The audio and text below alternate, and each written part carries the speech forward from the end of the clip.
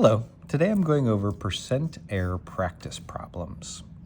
And it talks about percent error here, why we need to calculate percent error and what percent error means when you're measuring against known quantities or known values. And we have a formula, very large here, on how to calculate percent error.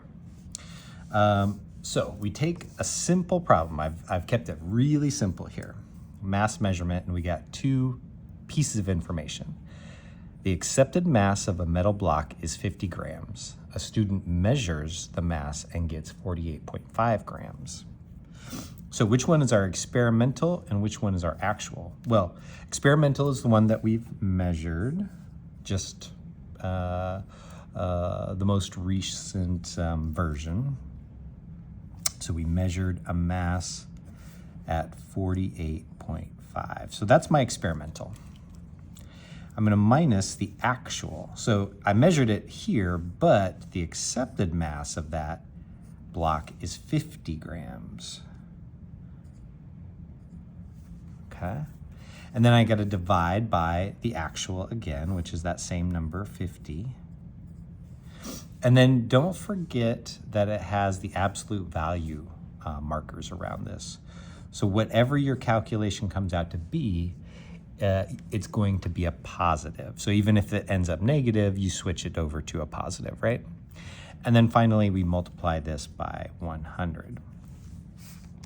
So if I do my first calculation within the absolute value, we got 48.5 minus 50 equals negative 1.5. I'm going to divide that by 50, and I get negative 0.03.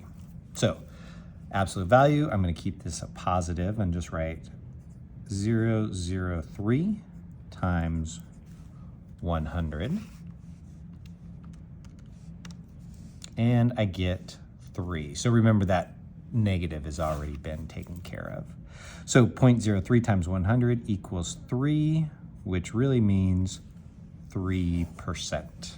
So 3% error in this particular measurement.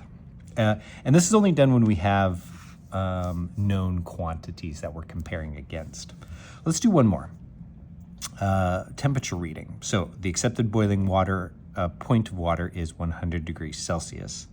A thermometer reads 98.0 degrees Celsius. This is also reading 98 degrees Celsius in boiling water. So there's a difference there.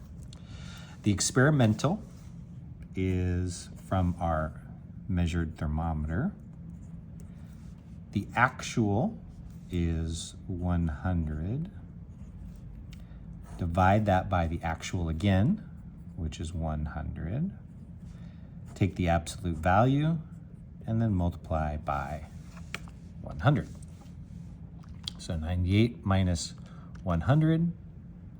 Guess I didn't need to do that. That's 2. I should have known that in my head.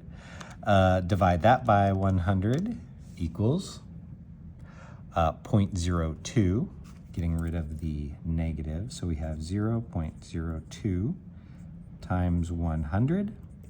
And if I do that calculation, it comes out to 2, or 2%,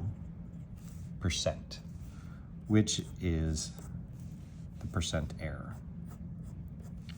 Okay, I hope this helps. Do the rest of these in the same way that I just did those. Let me know if you need help. Thanks.